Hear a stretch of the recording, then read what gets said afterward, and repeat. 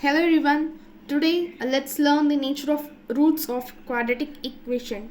So the general quadratic equation is ax square plus bx plus c is equal to 0. And then the roots of the general quadratic equation can be written as x is equal to minus b plus or minus root of b square minus 4ac by 2a.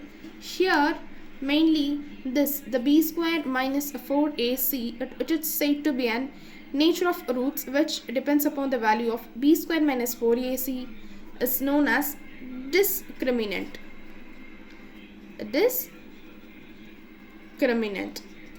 So here d is equal to b square minus 4ac, and this has three solutions.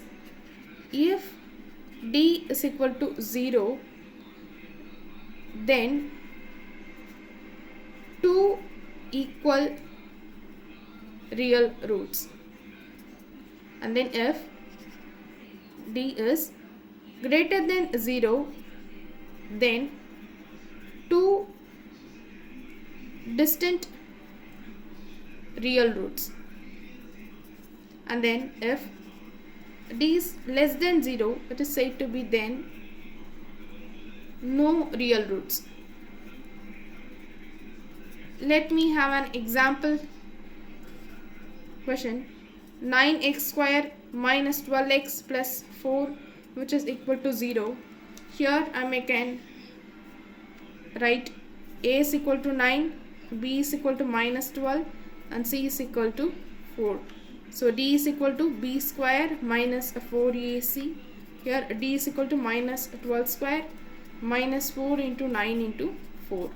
So here 12 square is 144, and then 4 into 9 into 4 is also 144.